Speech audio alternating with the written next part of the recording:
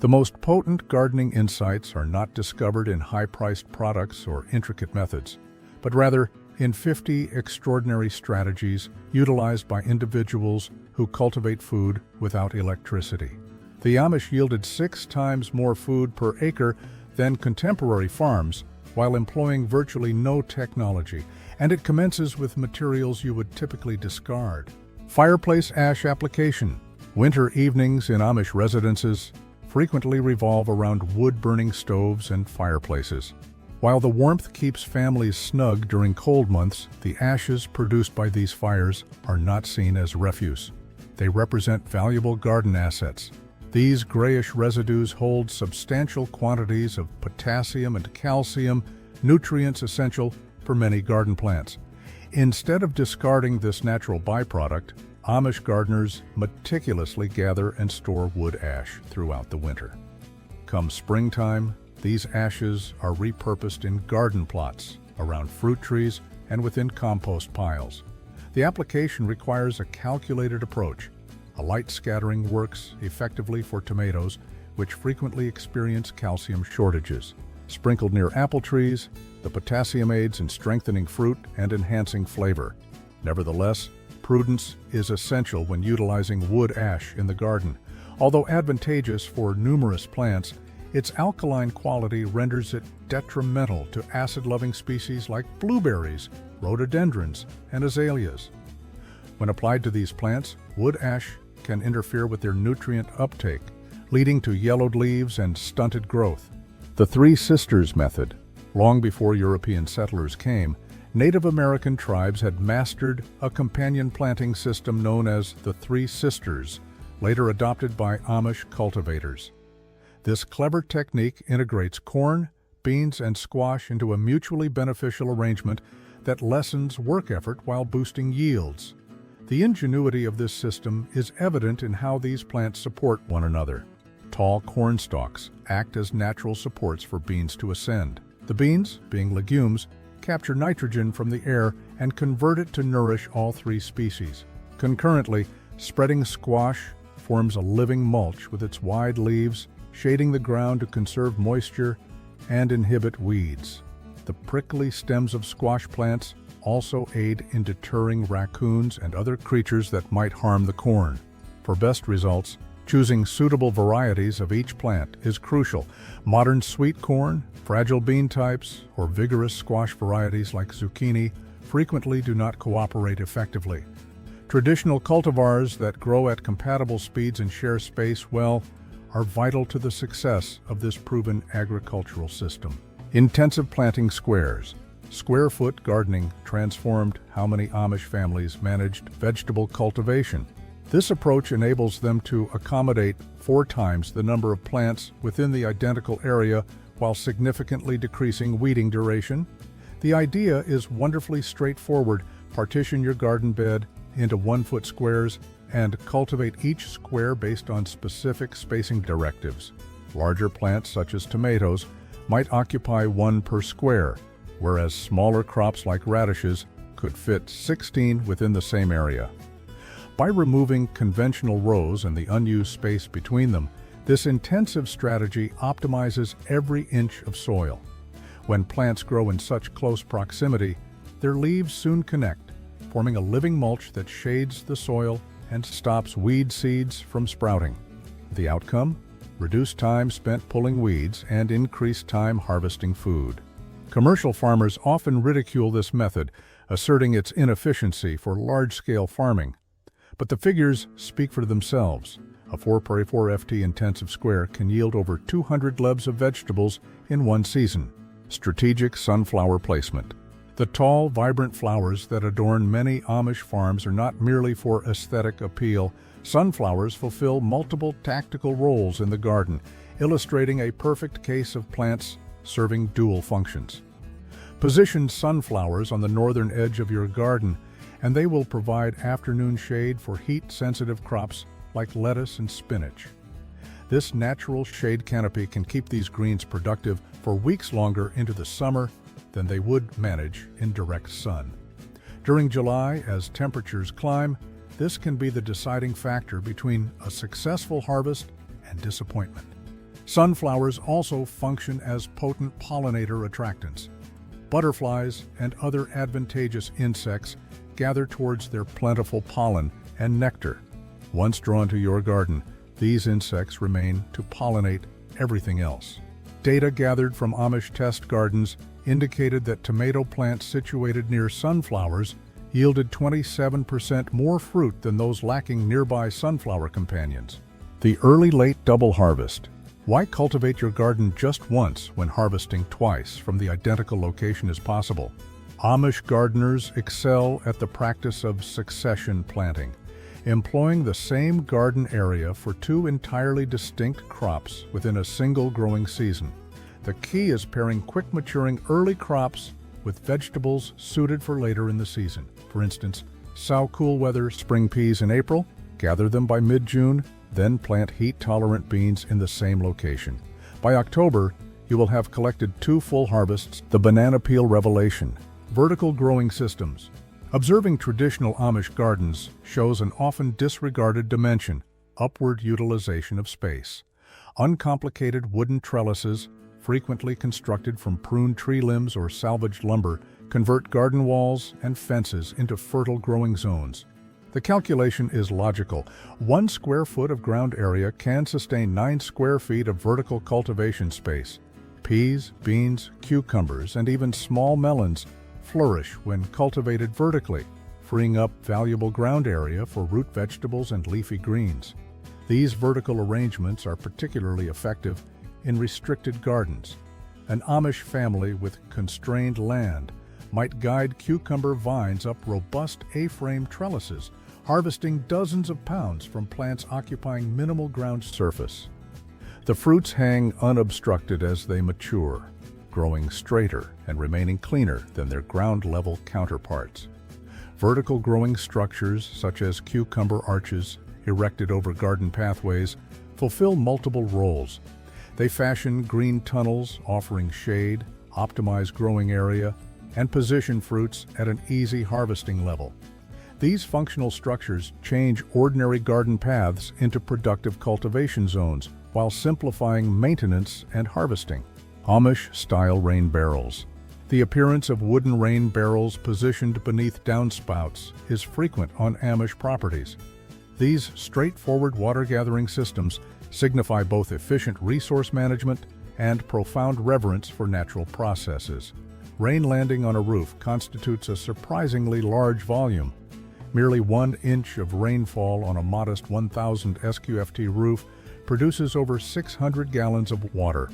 Instead of allowing this resource to flow into storm drains, Amish gardeners collect it in strategically situated barrels, typically fashioned from wooden casks or reused food-grade drums. The advantage of rainwater is its purity. Unlike city water, it lacks chlorine or other treatments that can negatively affect delicate plants. Its slightly acidic quality makes it ideal for acid-loving plants like blueberries and rhododendrons. During arid spells, rain barrel systems can offer substantial advantages for both gardens and household finances. Homes employing rainwater collection systems frequently lower their municipal water consumption significantly, especially during summer when outdoor irrigation typically constitutes 30 to 40% of residential water use. A properly executed rain barrel system can decrease this portion of water expenses by 50 to 80%, contingent on rainfall frequency and garden requirements. Clay pot irrigation. Occasionally, the most basic solutions have the most ancient histories. A method regularly employed in Amish gardens dates back over 2,000 years to ancient China and Rome. Archaeological findings indicate farmers used unglazed clay containers to water crops efficiently millennia ago. The technique is exceptionally simple. Bury an unglazed clay pot up to its rim in your garden plot, fill it with water, and cover it with a lid to minimize evaporation. The permeable clay gradually releases moisture into the adjacent soil, supplying water directly to plant roots over several days or even weeks. This system operates based on soil physics rather than intricate technology. The clay dispenses water only when the surrounding soil becomes dry, maintaining an ideal moisture equilibrium without electronic timers or soaker hoses. For Amish gardeners who often eschew modern technology, this ancient practice delivers dependable irrigation without needing electricity. The practicality of clay pot irrigation also applies during vacations in the growing season. Gardeners can fill buried pots before departing and return to discover adequately hydrated plants, negating the need for daily watering or elaborate irrigation setups. The morning watering rule. Traditional Amish gardens adhere to a strict principle: irrigate in the morning, never during the evening. This is not merely custom, it represents science-supported wisdom that prevents numerous plant ailments. When moisture remains on foliage overnight, it establishes ideal conditions for fungal issues like powdery mildew and black spot. Morning irrigation permits plants to dry thoroughly before evening temperatures decrease. This simple adjustment in timing prevents nearly 90% of prevalent garden diseases without resorting to chemicals or sprays. Early watering offers another advantage. Plants assimilate moisture more effectively during morning hours, absorbing water before the day's heat leads to significant evaporation. This ensures more water reaches the roots where it is most needed. Research consistently verifies the effectiveness of this practice. In comparative analyses, gardens irrigated solely in the morning exhibited considerably lower rates of fungal disease compared to plots watered in the evening. One university extension study revealed morning-watered squash plants stayed healthy throughout the growing season, whereas evening-watered plants contracted severe powdery mildew infections within weeks. The morning-watered plants yielded up to double the harvest of their evening-watered counterparts, all achieved without fungicide treatments. Mulch mastery. Complementary garden mulch is readily available if one knows where to search. Amish gardens stay productive even amidst droughts owing to their expertise in mulching with materials most people ignore. Autumn leaves, chopped straw, grass clippings, and even shredded newspaper serve as excellent mulch that costs nothing. Applied in a 3-inch layer around plants, these materials significantly lessen watering demands by hindering evaporation from the soil surface. Studies from drought-affected regions indicate properly mulched gardens yield up to 31% more food using the same water volume. Beyond water saving, mulch inhibits weeds, moderates soil temperature, and gradually decomposes to nourish the soil, eliminating the need for store-bought fertilizer. The mulch acquisition season begins long before planting. Bags of fallen leaves placed curbside by suburban residents in autumn are horticultural gold to resourceful Amish families. One Amish gardener I am acquainted with gathers leaves each fall, keeps them in wire enclosures, and possesses sufficient free mulch to cover his entire garden every spring, conserving hundreds of dollars while cultivating exceptional vegetables. Have you ever tossed a banana peel aside without giving it a second thought? Doing so means discarding horticultural treasure. Within Amish communities, banana peels are valued items for dedicated gardeners. These unassuming fruit remnants deliver a potent dose of potassium, precisely what plants that flower and bear fruit desire. My grandmother instructed me on the banana peel during difficult financial periods when commercial fertilizers were prohibitively expensive. Her family would excavate small depressions near tomato plants and enter banana peels. As the peels decomposed, they gradually dispensed potassium directly to the roots, yielding tomatoes that surpassed the neighbors' harvests significantly. You require no sophisticated equipment. Simply retain those peels.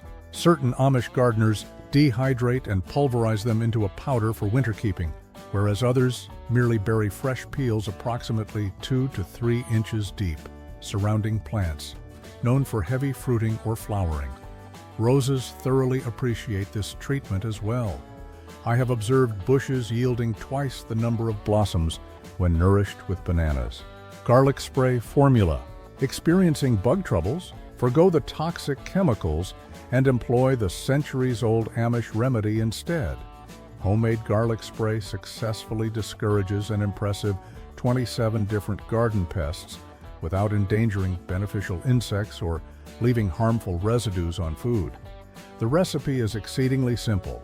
Steep 4 to 5 crushed garlic cloves in 1 tablespoon of mineral oil overnight. Strain the mixture.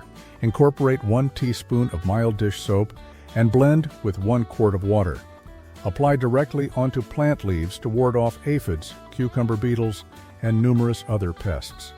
The compounds present in garlic overwhelm the olfactory receptors insects utilize to locate their preferred plants. Unable to detect their meal, they simply proceed to unprotected gardens rather than yours. One crucial point: it is advisable to refrain from spraying immediately before garden parties or outdoor functions. Although the odor dissipates relatively swiftly, guests might perceive the potent garlic scent in the hours just after application. The aroma typically diminishes within a day, becoming unnoticeable to humans while remaining effective against insects. Bird attraction methods. Nature offers its own pest management service via birds if one is astute enough to encourage their presence. Amish gardeners recognize this collaboration and proactively establish habitats to draw insectivorous birds to their gardens. Basic homemade birdhouses positioned strategically along garden perimeters attract cavity nesting species such as chickadees, wrens, and bluebirds. These avian assistants labor diligently, consuming insects. A single chickadee family can ingest over 9,000 insects during a single nesting period. That constitutes free pest control unobtainable from any retailer. In addition to houses, small water features lure birds seeking drinking and bathing opportunities. Even a shallow container refilled daily brings birds within bug-catching range of your valuable plants. Certain birds specialize in particular pests. Wrens are adept at catching caterpillars concealed beneath leaves, while orioles assist in managing larger insects. Martins are renowned for controlling mosquito populations. The local Amish community near my town installs purple martin houses across their farming lands, establishing colonies that survey gardens and fields, snatching flying insects from the air with remarkable skill. Nature's bug blocker. Crawling insects are effectively countered by Nature's Bug Blocker, a fine white powder that establishes an insurmountable barrier without chemicals. Derived from fossilized aquatic organisms, this substance feels akin to talcum powder to human touch, but acts like innumerable microscopic razor blades to insects possessing exoskeletons. Amish gardeners apply this powder around plants afflicted by slugs, ants, or beetles. When these pests try to traverse the barrier, the sharp microscopic edges injure their protective outer layer, ultimately leading to dehydration and demise. Despite this lethal impact on insects, Nature's Bug Blocker is entirely safe for humans, pets, and wildlife. It consists merely of fossilized shells millions of years old. The difficulty arises during rainy spells when water disperses the powder. Shrewd Amish gardeners shield their diatomaceous earth barriers with small coverings during rain or simply reapply after precipitation. Some fashion waterproof shelters for the powder using sectioned plastic bottles or miniature roof-like structures, guaranteeing uninterrupted protection even through the wettest seasons. This prehistoric remedy addresses modern garden challenges without introducing poisonous chemicals into your food source. Timing planting to avoid pest cycles. By sowing certain crops just 1 week sooner or later than the norm, Amish gardeners completely sidestep major pest infestations that trouble their neighbors. This strategy depends on comprehending insect life cycles. Most garden pests emerge, feed, and reproduce within distinct calendar intervals. By scheduling plantings to bypass these intervals, crops can progress beyond their susceptible phases before pests even show up. Bean beetles provide an ideal illustration. These harmful insects typically appear in mid-June in numerous regions. Sow your beans in early May, and they will develop sturdy leaves that beetles find less appealing before the pests manifest. Conversely, postpone planting until early July, after the beetles have deposited their eggs elsewhere. This concept holds true for many crops and pests.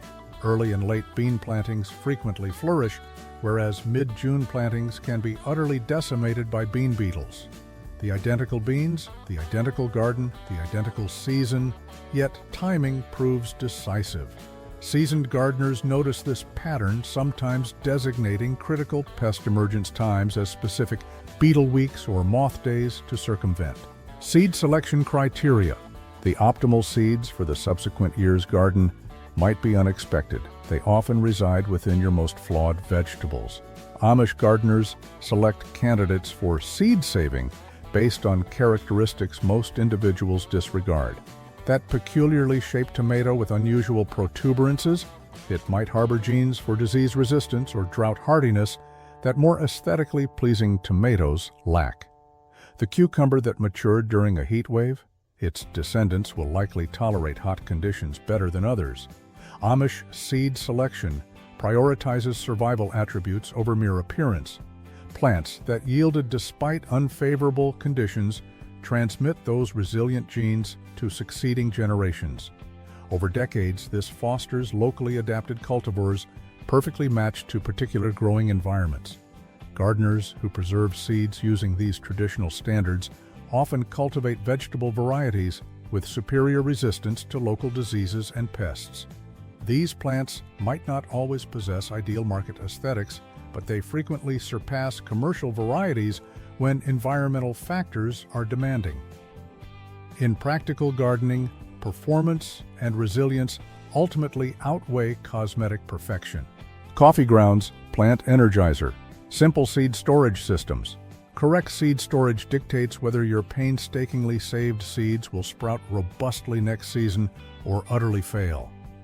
Amish gardeners depend on two primary storage techniques, each suited for different seed types. Paper envelopes are most effective for large, dry seeds like beans, corn, and sunflowers. The paper allows air circulation, preventing moisture accumulation that fosters mold. Clearly label each envelope with the variety name and harvest year. Glass jars offer superior protection for minuscule seeds such as tomatoes, peppers, and herbs.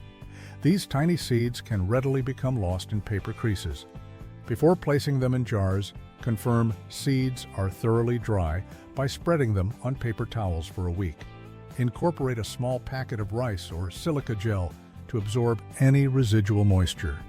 Temperature and humidity regulation are more crucial than the choice of container. Store seeds in cool, dry locations, shielded from temperature variations. Under these circumstances, many seeds stay viable for decades. My grandmother's tomato seeds still germinated at an 80% rate after 30 years stored in a cool basement. Cross-pollination prevention. Maintaining the purity of vegetable varieties necessitates knowledge of plant reproduction.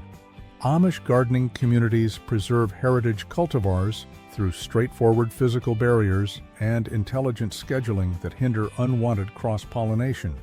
Distance is effective for certain crops. Corn pollen can be carried a mile by wind, so Amish farmers offset corn plantings by at least 2 weeks. Plants from different sowing dates bloom at separate times, inhibiting cross-pollination. For vining crops like squash and cucumbers, physical obstacles are more suitable. Small mesh bags, secured over female blossoms before they bloom, exclude stray pollen. Manual pollination, using a small paintbrush, transfers pollen solely from chosen male flowers, guaranteeing variety integrity. When zucchini and pumpkins cross-pollinate, they can yield peculiar hybrid squash. These unusual fruits might resemble zucchini but taste unpleasant and possess stringy pumpkin-like flesh. Experienced gardeners avert this by cultivating only one squash variety per season or isolating different types at opposite ends of their gardens. Cold frames.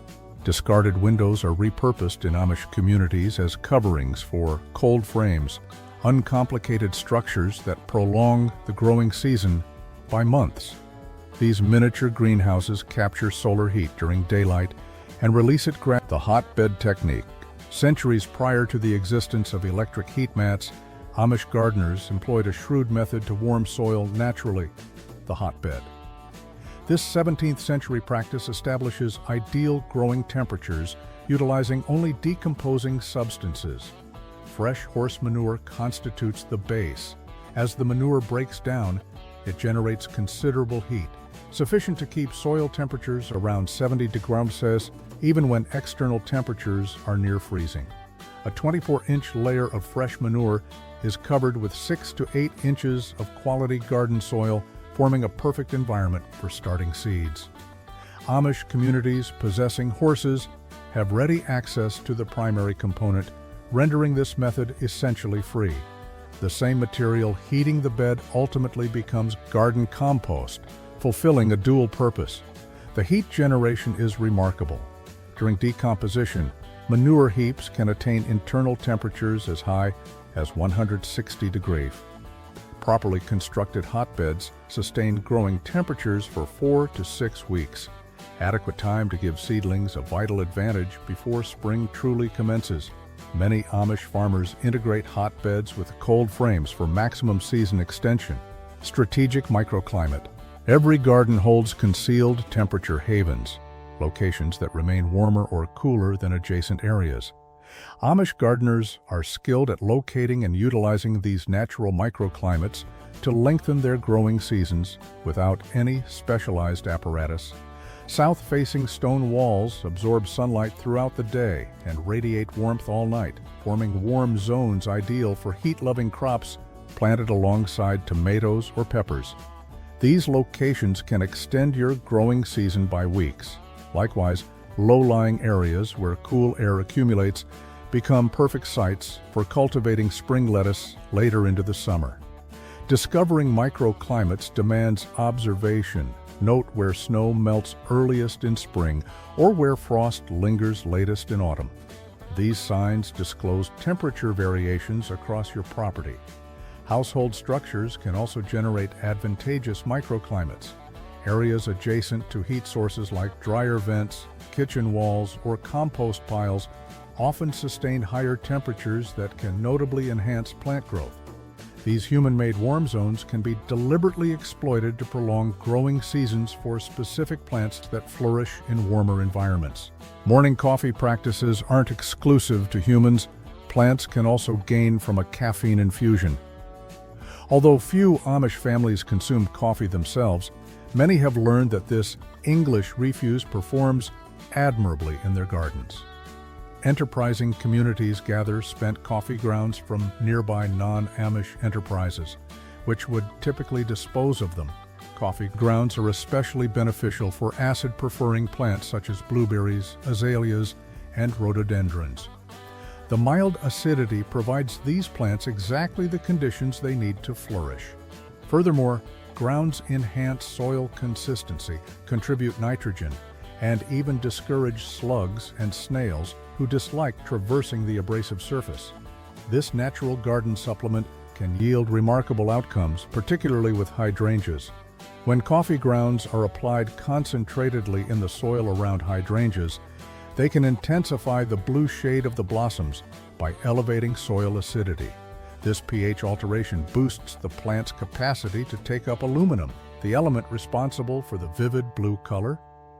Many gardeners specifically employ coffee grounds as an affordable substitute for commercial soil acidifiers for this very reason. Frost protection methods. When unexpected frosts endanger delicate plants, Amish gardeners respond swiftly with basic protection techniques that cost virtually nothing. The margin between crop survival and ruin often depends on just 4 degrees of shielding. Old bed linens, light blankets, and even newspaper can safeguard plants when temperatures drop suddenly. Draping these coverings over plants before dusk traps ground heat beneath, establishing a microclimate that remains just warm enough to avert frost injury. Remove the covers the following morning once temperatures climb above freezing. For smaller plants, inverted buckets, pots, or cardboard boxes function perfectly. Plastic milk jugs with their bottoms excised protect individual seedlings while trapping heat during daylight hours. Daytime midnight garden rescue. A common occurrence in Amish communities happens when frost advisories arrive late in the evening. Families frequently hasten outdoors with flashlights, shielding vulnerable plants with any materials handy, from tablecloths to beach towels. This prompt response can salvage crops that might otherwise succumb, enabling them to remain productive for months longer than nearby unprotected plants. Root cellaring without a cellar. Cellar. Not all individuals possess access to the customary root cellars Amish families employ for winter food preservation, but their methods can be modified for contemporary residences, even apartments. Closets situated on exterior north-facing walls naturally remain cooler than other parts of your dwelling. Enhance insulation using straw-packed boxes or coolers, and you have fashioned a makeshift root cellar suitable for storing potatoes, carrots, and beets. Keep track of temperature and humidity using an affordable thermometer and hygrometer. Temperature regulation is vital. Target 32 to 40 degree vines for most root vegetables. Excessive warmth causes sprouting or decay. Excessive cold leads to freezing. Humidity should be maintained around 85 to 95%. Encase vegetables in slightly moistened newspaper if your storage space tends to be dry. Numerous urban gardeners have successfully kept 50 lbs or more of potatoes through winter utilizing this approach with adequate insulation in straw-filled containers and weekly inspections for sprouting. It is feasible to savor farm-fresh root vegetables until early spring when supermarket selections often appear withered and less desirable. Solar dehydration systems. Preserving the harvest without electricity fits well with Amish principles of simplicity and self-sufficiency.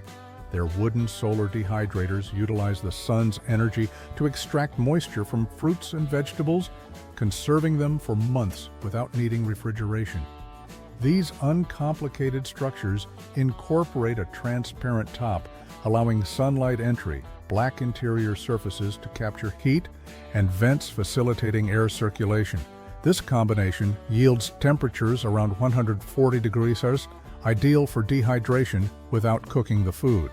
The effectiveness is noteworthy. 20 lbs of tomatoes reduced to merely 2 lbs of intensely flavored dried more. Salt preservation methods. Prior to refrigeration, salt served as the food preserver, enabling survival through winter. These age-old techniques continue as standard practice in Amish kitchens, where electricity-free preservation methods remain prevalent. Salt functions by extracting moisture from food and establishing an environment inimical to bacterial survival. Green beans, conserved as leather brights, suspend from Amish kitchen ceilings, initially treated with salt, then air-dried until leathery. Rehydrated before cooking, they offer garden-fresh flavor during the coldest winter months. Root vegetables such as turnips and cabbage are converted into lacto-fermented delicacies when packed with salt in earthenware crocks. The salt fosters beneficial bacteria while inhibiting spoilage. Even errors in salt preservation can result in culinary innovations. Overly salted green beans can be rinsed and incorporated into dishes like potato soup, where they impart a concentrated flavor unobtainable from regular beans. What might appear as preservation technique flaws often form the foundation for traditional recipes that showcase these heightened flavors. The cardboard strategy. Lacto-fermentation basics. Glass jars effervescing on Amish kitchen counters indicate the ancient preservation technique experiencing a modern resurgence. Lacto-fermentation. This method converts common vegetables into probiotic-rich foods using only salt and naturally present beneficial bacteria. In contrast to vinegar pickling, lacto-fermentation produces tangy tastes through bacterial activity. Salt water establishes the ideal setting for lactobacillus bacteria inherently found on vegetables to flourish while suppressing detrimental bacteria proliferation. The procedure seems scientific, yet is exceptionally straightforward. Pack vegetables into jars, introduce salt brine, and await, and nature accomplishes the remainder. As fermentation advances, the vegetables acquire complex tangy notes while generating beneficial probiotics that aid digestive wellness. Many initially dubious individuals become devotees after sampling homemade fermented vegetables like sauerkraut. Commercially produced versions frequently lack the crispness and intricate flavor of correctly fermented foods. The distinction is significant enough that many home fermenters cultivate the habit of inspecting their fermenting crocks daily, eager to sample each batch upon reaching ideal tanginess. The broad fork revolution. Back discomfort from garden tilling is not needed, according to Amish gardeners, who have widely embraced the broad fork as their principal soil preparation implement. This uncomplicated, human-operated tool loosens soil deeply without the harm inflicted by rototillers. Its design comprises long tines connected to a horizontal bar with two handles. Stepping onto the bar drives the tines into the earth. Then retracting the handles generates air pockets without turning over soil layers. This maintains the natural soil structure while enhancing drainage and root penetration. Unlike tilling, broad forking avoids bringing weed seeds to the surface for germination. It also prevents disruption of the intricate network of fungi and microorganisms supporting plant vitality. The subterranean ecosystem stays undisturbed while soil structure is enhanced. Gardeners transitioning from rototilling to broad forking frequently report alleviation from chronic back pain. Furthermore, soil quality typically improves annually instead of deteriorating, permitting plants to root deeper, access more nutrients, and better endure both drought and periods of heavy rain. Harvest coordination. Processing effectiveness distinguishes casual gardeners from dedicated food producers. Amish families harvest and preserve hundreds of pounds of produce via meticulous scheduling and community collaboration. Instead of collecting a few tomatoes daily as they mature, many Amish gardeners cultivate varieties ripening concurrently, then harvest everything simultaneously for a single large processing event. This strategy, sometimes known as canning day, converts vast amounts of produce into preserved food with assembly line speed. Family members occupy different stations. Some wash produce, others chop, while the most skilled manage the actual canning. Collaborating, an Amish family can process 300 lbs of tomatoes in one weekend, sufficient to provide pasta sauce, salsa, and stewed tomatoes for an entire year. This coordinated methodology saves considerable time and energy. Rather than heating water baths repeatedly for small quantities, one extensive processing day utilizes fuel efficiently. The social element is also significant. What might seem like drudgery when done alone transforms into a vibrant family custom when everyone joins in. Resilient garden design. Extreme weather occurrences need not result in garden catastrophe. Amish gardeners incorporate resilience into their cultivation spaces, readying themselves for both drought and flooding through deliberate arrangement. Gardens are sectioned into various zones according to water requirements and susceptibility. Drought-tolerant crops like okra and sweet potatoes are placed on higher terrain where water drains rapidly, whereas moisture-loving plants such as celery are grown in lower sections that remain wetter longer. This inherent matching of plants to environments means the entire garden seldom fails completely. Physical design elements provide additional safeguarding too. Swales, shallow channels following land contours, collect and channel heavy rainfall to where it is most beneficial. Raised beds in flood-susceptible areas elevate plants above potential water accumulation, while wind-shielding structures protect fragile plants during storms. The prudence of this approach became clear when half my garden was washed away during unusually intense spring downpours. The sections designed with Amish resilience concepts endured and even flourished, producing enough to compensate for losses in the conventionally planted areas. The potato tire method. Cultivating 100 lbs of potatoes within a 2x2 area seems improbable, yet this space-conserving technique demonstrates the opposite. The potato tire method utilizes vertical space to increase yields without enlarging the garden's physical size. Begin with a single tire on the ground, filled with soil blended with compost. Plant 3 to 4 seed potatoes and cover with several inches of soil. As the plants reach about 8 inches in height, place another tire atop and fill with more soil, burying all but the uppermost leaves. Persist in stacking and filling as the plants ascend. The enchantment occurs beneath the surface. Each instant stems are buried, They develop new roots and yield potatoes along the newly covered section. A stack of 5 tires effectively establishes 5 cultivation levels within the same footprint. This method has converted doubters into believers upon witnessing the substantial harvests. A solitary potato tire tower can produce sufficient potatoes to last through winter, positioning it as an excellent option for gardeners with restricted space seeking to maximize their potato output. A stroll through an Amish garden might present an unforeseen view: sheets of cardboard intentionally placed between rows or around plants. What appears as incomplete work is, in fact, an ingenious method that drastically reduces weeding time while enhancing soil vitality. Amish gardeners procure boxes from local businesses, happy to have this bulky refuse removed. They take off tape and staples, then position the cardboard flat onto garden walkways or encircle established plants.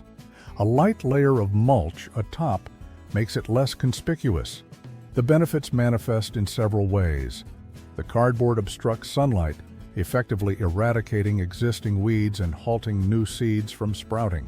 It retains moisture exceptionally well, lessening watering requirements. Most astonishingly, earthworms favor cardboard. They are drawn to the damp conditions beneath and rapidly decompose it. And what's truly remarkable is the speed of this change. A layer of cardboard vanishes entirely within a single growing season, enriching your soil with carbon as it breaks down. Hugelkultur beds. Interred wood generates garden magic in this traditional practice, gaining traction beyond Amish communities. Hugelkultur beds convert fallen tree limbs and logs into self-nourishing, water-conserving garden plots that enhance annually without further additions. Construction is straightforward. Excavate a trench, fill it with logs and branches, incorporate kitchen scraps and manure, then cover with soil. As the wood gradually decomposes underground, it functions like a sponge, retaining moisture for weeks during arid periods. The decomposition also releases nutrients slowly over numerous years, negating the need for regular fertilization. Moisture retention in established Hugelkultur beds is genuinely exceptional. During a severe 3-week heat wave lacking rainfall, my Hugelkultur experiment stayed moist enough to sustain thriving plants without extra watering. While conventional beds necessitate daily moisture, Hugelkultur beds raised by nature also enhance drainage during spring's intense rains.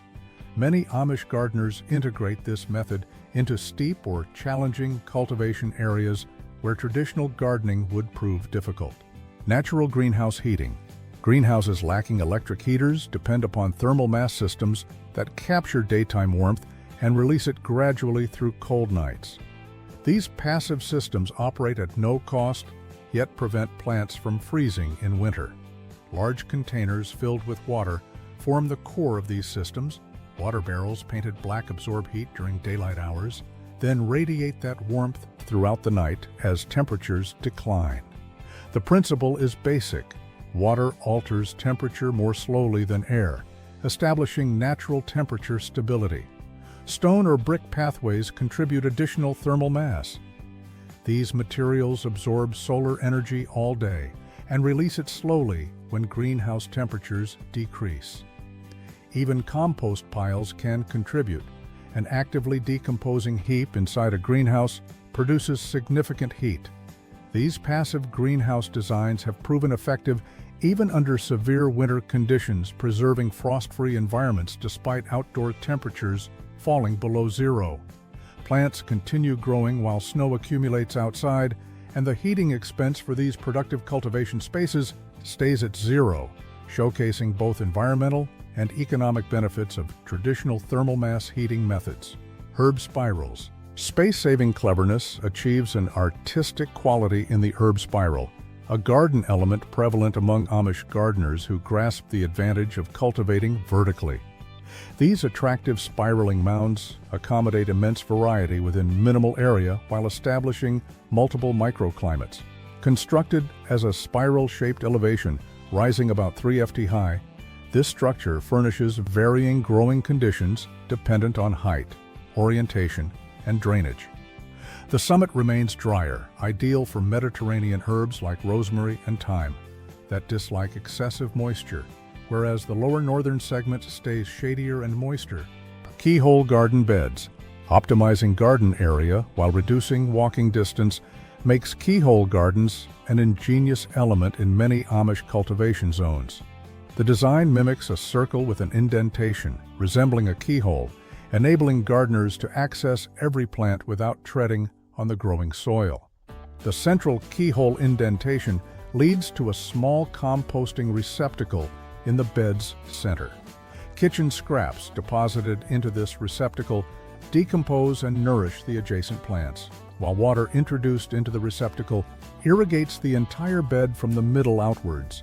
Initially conceived in Africa, this technique found enthusiastic adopters in Amish communities where practicality and efficiency hold high importance. The elevated structure results in less bending and reduced back fatigue, while the composting core produces self-fertilizing gardens. Comparative analyses have shown impressive results. Keyhole beds typically yield 30 to 40% more vegetables than traditional rows within the same square footage. The central composting zone obviates the need for distinct compost heaps, diminishing labor and fostering a more integrated cultivation system. This efficiency renders keyhole gardens especially valuable in situations where conserving space, water, and energy is paramount. Compost like you mean it. Black gold is not extracted from the earth. It is what Amish gardeners craft through deliberate composting. Unlike casual composters who merely toss scraps onto a heap, Amish gardening communities handle compost making with purpose and diligence. The crucial distinction is their layering method.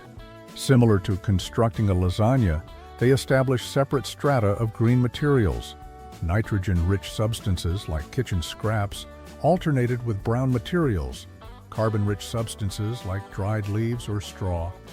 This organized strategy accelerates decomposition while mitigating the offensive odors linked to improperly managed compost. Each layer is dusted with a small quantity of garden soil, introducing beneficial microbes that drive the decomposition activity. The outcome decomposes twice as rapidly as randomly accumulated materials. While chemical fertilizers carry substantial costs and declining effectiveness, this homemade soil enhancer improves annually without extra expense. Gardens nourished with mature compost exhibit heightened disease resistance and drought tolerance, rendering plants more resilient to weather fluctuations. Amish-style compost layering, the Amish farm secret. Inquire with any Amish farmer regarding their garden's prosperity, and manure will probably be a key element in the discussion. These natural fertilizers possess immense value for serious food cultivators. Various animal manures provide distinct advantages. Chicken manure boasts the highest nitrogen content, making it ideal for leafy greens, but excessively potent for fresh application.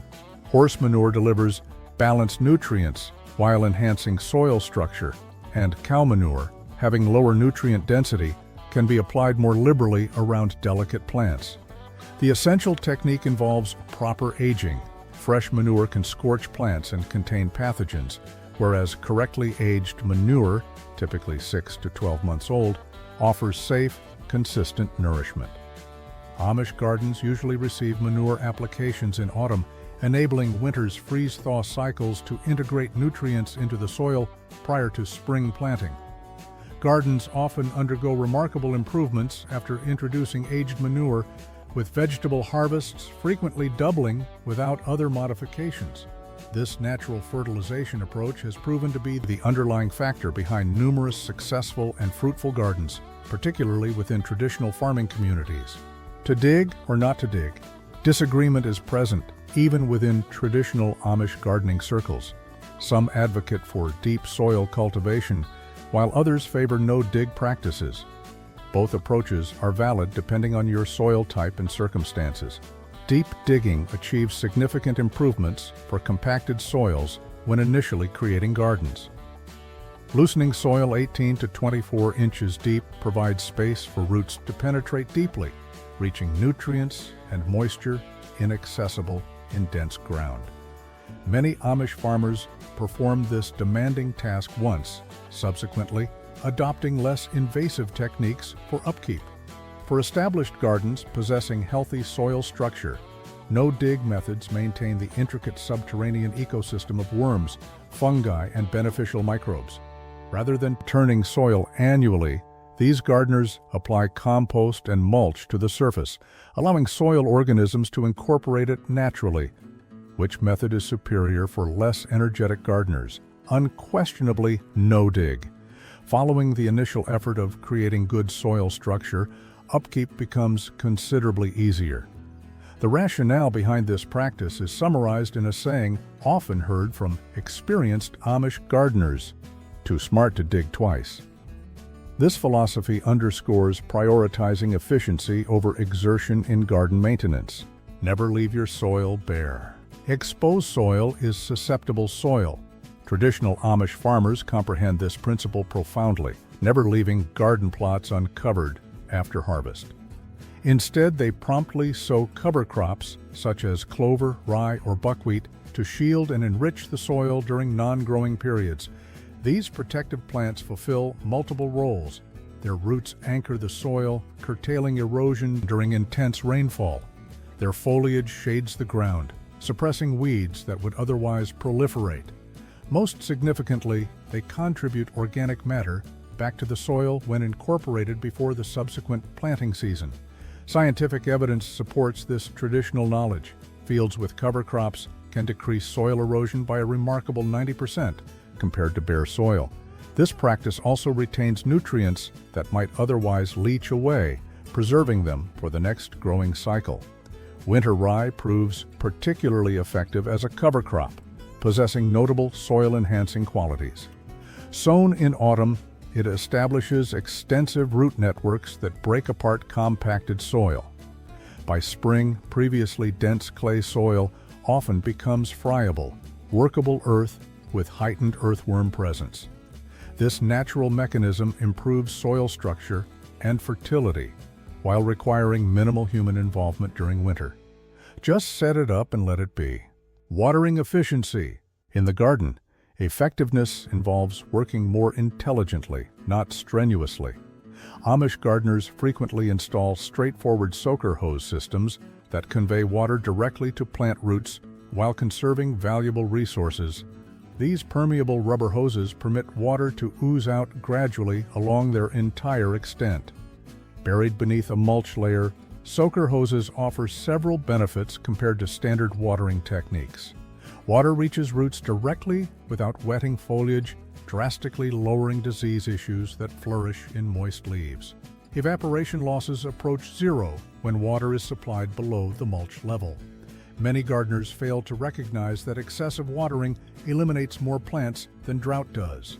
Soaker systems furnish gentle, steady moisture that prevents the detrimental cycles of extremely dry soil, followed by saturation, which weakens plant roots.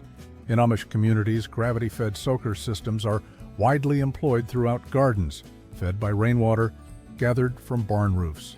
These watering setups demand no electricity, negligible upkeep, and only infrequent checks. The vegetables in these gardens thrive using merely a fraction of the water required by adjacent gardens. Let chickens do the work. Free-range pest management complete with breakfast. Prior to planting season, numerous Amish gardeners let chickens loose into gardening plots to eliminate insect pests while simultaneously providing natural fertilizer. These feathered helpers eagerly consume grubs, beetles, and their larvae, eradicating problems before they emerge. Timing is absolutely crucial. Chickens are permitted in garden areas before planting and after the final harvest, never during growing seasons when they would inflict damage on crops. Some Amish families utilize portable chicken tractors, small, movable enclosures, concentrating chicken activity in specific garden segments needing pest removal. The effectiveness of pest control is notable. A small group of 10 chickens can rid a considerable garden area of troublesome insects within several days. As they scratch and peck, they also integrate their nitrogen-rich manure into the soil's top layer. this pest management strategy delivers multiple advantages: reduced garden pests, free fertilizer application, and daily fresh eggs. With chicken feed costing approximately $15 per month, this versatile garden assistant compensates for its expense many times over while lessening reliance on store-bought pesticides.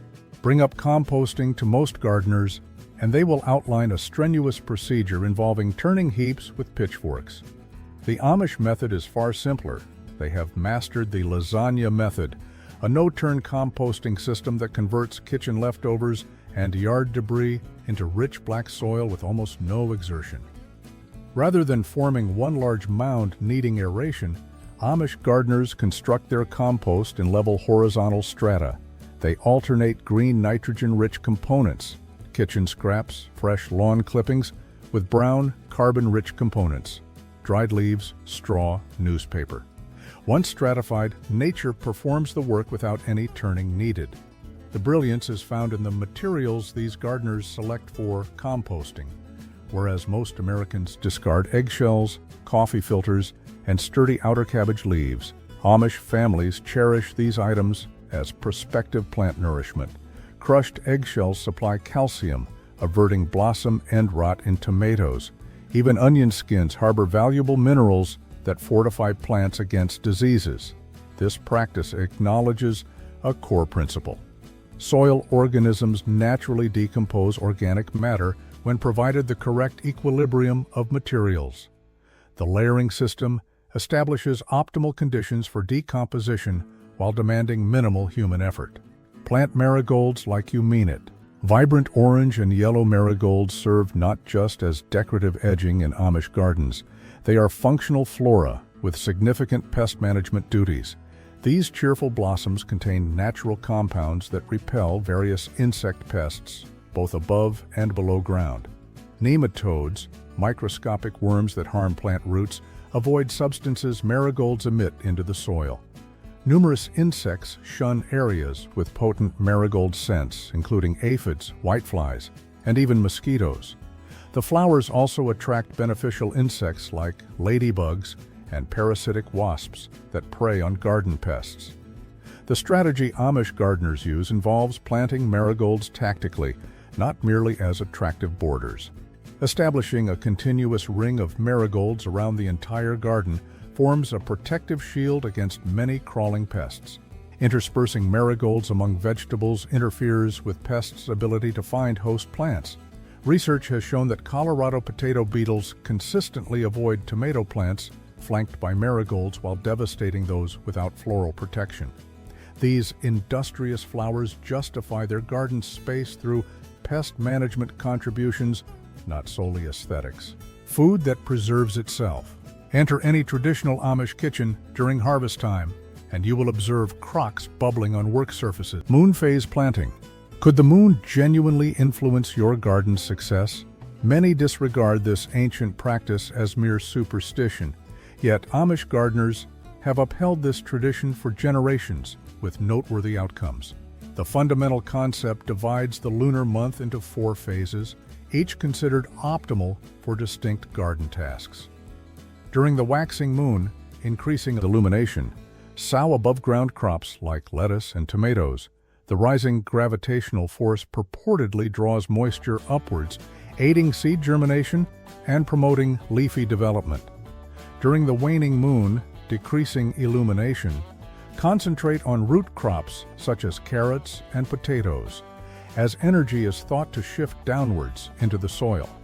Some gardeners have performed basic experiments to evaluate these ideas. In one instance, identical bean seeds sown during different moon phases exhibited significant variations. Seeds planted during the suggested phase germinated more rapidly and yielded 23% more than their counterparts. Although contemporary science has not entirely elucidated this phenomenon, results like these have persuaded many skeptics to integrate lunar gardening into their routines. Newspaper seedling pots. Initiating seeds indoors allows plants to begin growing weeks before outdoor planting becomes safe. Amish gardeners refrain from purchasing plastic pots by fashioning their own biodegradable containers from old newspapers, a prime illustration of their waste not principle in practice. The method is ingeniously simple. Wrap newspaper strips around a small jar or can, fold the bottom underneath, then remove the form. Fill with seeds starting medium, plant your seeds, and water lightly. When seedlings are prepared for the garden, plant the entire pot without disturbing delicate roots. The newspaper decomposes directly in the soil, contributing organic matter as it breaks down.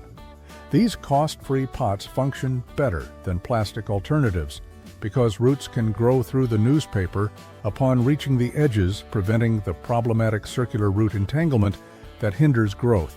The somewhat porous paper also offers ideal moisture retention without becoming waterlogged.